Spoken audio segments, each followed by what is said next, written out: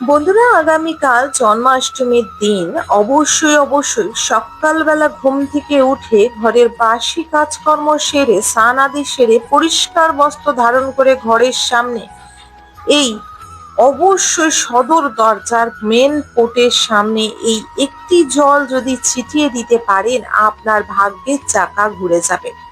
জীবনে থাকা দুঃখ, কষ্ট, দারিদ্রতা, রোগ, ব্যাধি নাশ হবে। বলা হয় এই ক্রিয়াটি করলে মা লক্ষ্মীর অশেষ আশীর্বাদ প্রাপ্ত হয় এবং জন্মাষ্টমীর দিন এই ক্রিয়াটি করলে জীবনে সুখ, শান্তি, সমৃদ্ধি আসে। এটি একটি গল্পতেও রয়েছে। বলা হয়েছে যে একটি বিশেষ মথুরা শহরের এক ছোট্ট কুঁড়ে ঘরে বাস করত বছর কুড়িকের মেয়ে মালতী। অভাব ছিল তাদের নিত্য সঙ্গী।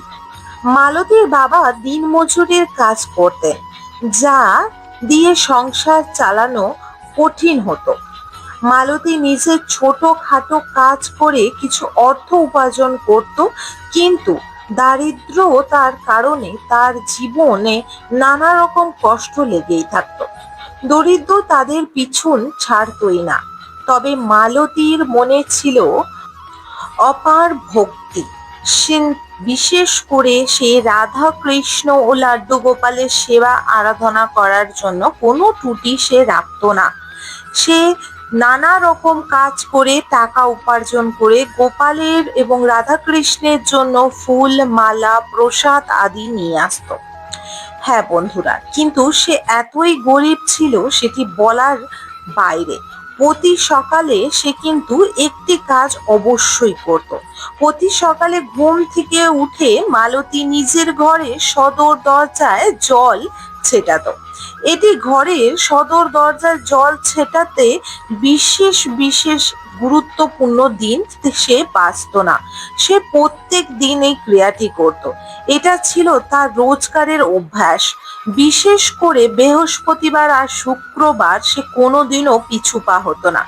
মালতী জলের মধ্যে বিশেষ কিছু জিনিস মিক্স করত, যার প্রভাবে লক্ষ্মী নারায়ণ, রাধাকৃষ্ণ ও গোপাল অতি পছন্দ করত তার ছোট্ট কুঁড়ে ঘরের সদর দরজা দিয়ে প্রবেশ করতে। সে তার সদর দরজা এত মজবুত সিল করে রেখেছিল মন্ত্র ও বিশেষ পূজা আরাধনার দ্বারা, যার প্রভাবে ঈশ্বর তার ঘরে প্রবেশ করতে বাধ্য হয়েছিল। হ্যাঁ বন্ধুরা, মালতী জলের সঙ্গে মেশাতো একটি বিশেষ জিনিস, সেটি হলো হলুদ। মালতী মেশাতো হলুদ আর কিছু লাল ফুল, সাথে সামান্য কর্পূরের গুঁড়ো। সেটি মিশিয়ে ঠাকুর ঘরে রাতে রেখে দিত ঢাকা চাপা দিয়ে। সকালবেলা উঠে স্নান আদি সেরে পরিষ্কার বস্ত্র ধারণ করে ঘরের বাসি কাজকর্ম সেরে ঝাঁট দিয়ে তারপর কিন্তু সদর দরজা এবং তার ছোট্ট উঠানে সে খুব ভালোভাবে জলটি ছটিয়ে দিত, সাথে ফুলের পাপড়িও। এবং সে সেখানে প্রত্যেক দিন একটি ঘিয়ের প্রদীপ বা তেলের প্রদীপ অল্প হলেও জ্বালাতো। এটি ছিল তার নিত্যদিনের সর্বপ্রথম কাজ। শুধু তাই নয়, জন্মাষ্টমীর দিনও মালতী আর বেশি যত্ন নিয়ে ঘর পরিষ্কার করত এবং সারা দরজায় হলুদের জলের সঙ্গে লাল ফুলের পাপড়ি ছিটিয়ে দিত, সাথে কর্পূরের সুন্দর মিষ্টি গন্ধ, যা মা লক্ষ্মী নারায়ণ ও রাধাকৃষ্ণ ছুটে আসতো তার দুয়ারে। সে বিশ্বাস করত যে সামান্য এই কাজের মাধ্যমে সে ঈশ্বরের কাছে পৌঁছাতে পারবে। মনে মনে রাধাকৃষ্ণ সুন্দর মূর্তি কল্পনা করত আর প্রার্থনা করত তাদের কৃপা যেন তার পরিবারের উপর বর্ষিত হয়। মালতী এই নিষ্ঠা ও ভক্তি একদিন রাধাকৃষ্ণ স্পর্শ করলো। বিশেষ করে দেবতা তো ভক্তের ভালোবাসা ও তুষ্ট হয়ে থাকেন তার বিশেষ আরাধনায়। মালতী নিষ্পাপ ও সেবা দেখে রাধাকৃষ্ণ এবং লাড্ডু গোপাল রূপে কৃষ্ণের সেবা, সাথে নারায়ণ লক্ষ্মীর সেবা দেখে তারা অতি প্রসন্ন হলো।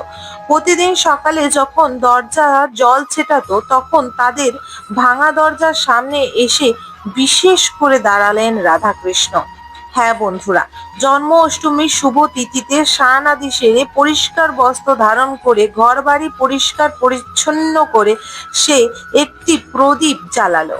সাথে কিছু ফুলের লাল পাপড়ি ও হলুদ জল নিয়েছে। তাতেই মাত্র সে দেখলো একটি অদ্ভুত কিছু।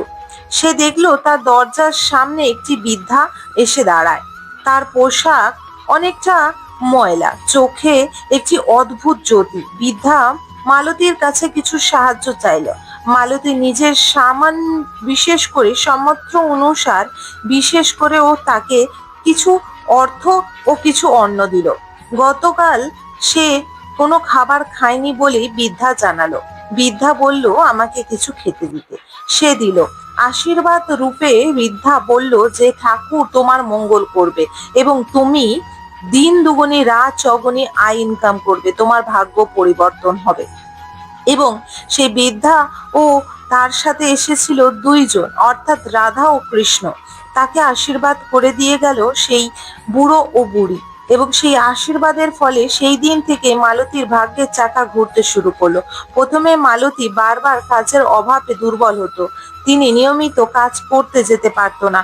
কিন্তু যবে থেকে বৃদ্ধার আশীর্বাদ পেল, ধীরে ধীরে তাদের ঘরে আসতে থাকলো নানা রকম অর্থ।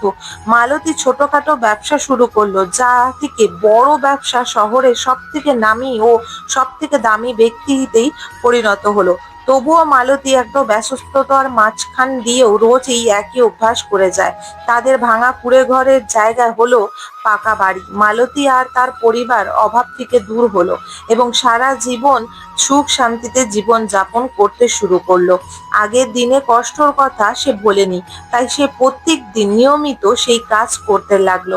এর দ্বারা বিশেষ করে রাধাকৃষ্ণর কৃপা ছাড়া আর কিছুই নয়। তাই সে প্রত্যেক দিন সকালে রাধাকৃষ্ণর পূজা আরাধনা করে এবং হলুদ মেশানো লাল ফুল সহকারে কর্পূর দিয়ে জল ছেটায় ঐশ্বর্য বৃদ্ধি আরো বাড়ানোর জন্য এবং সাথে রাধা রাধা নাম জপ করে।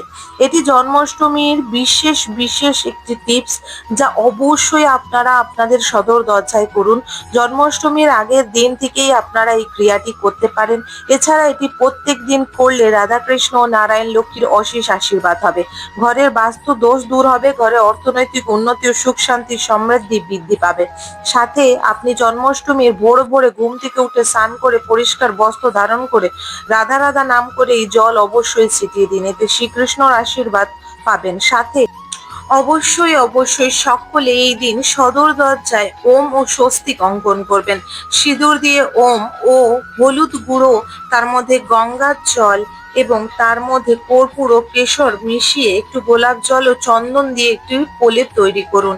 এটি দিয়ে ঘরের দুই দিকে স্বস্তিক এবং ঘরের মাথার উপরে একটি অবশ্যই ওম চিহ্নটি অঙ্কন করুন। এতে আপনার ভাগ্যর পরিবর্তন হবে এবং সদর দরজা দিয়ে আমাদের ঘরে সুখ শান্তি সমৃদ্ধি বিরাজমান হয়, দেব দেবীর প্রবেশ হয়। তাই সদর দরজাকে সর্বপ্রথম সুন্দর তৈরি করা উচিত। হ্যাঁ বন্ধুরা, আশা করি বন্ধুরা আজকের এই ভিডিও থ্রু দিয়ে আপনারা জানতে পেরেছেন একটি সুন্দর উপায়। এই উপায়টি অবশ্যই করুন এবং এটি জীবনে সুখ শান্তি সমৃদ্ধি নিয়ে আসে, ঘর থেকে বাস্তু দোষ, রোগ ব্যাধি, দারিদ্রতা দূর করে। আশা করি ভিডিও তথ্যটি সম্পূর্ণরূপে দেখেছেন। যদি ভিডিওটি ভালো লেগে থাকে অবশ্যই একটি লাইক করবেন, কমেন্ট বক্সে জয় শ্রীকৃষ্ণ জয় অবশ্যই লিখবেন, রাধা রাধা অবশ্যই লিখবেন। অবশ্যই চ্যানেলটিকে সাবস্ক্রাইব করে রাখবেন আপকামিং পূজা পাঠ, তন্ত্রকথা, জ্যোতিষশাস্ত্র, বাস্তু টিপস, টোটকা উপায় দেখার জন্য। ভিডিওটি অবশ্যই একটি লাইক করে দেবেন। হরে কৃষ্ণ হরে রাম, রাধে রাধে বন্ধুরা।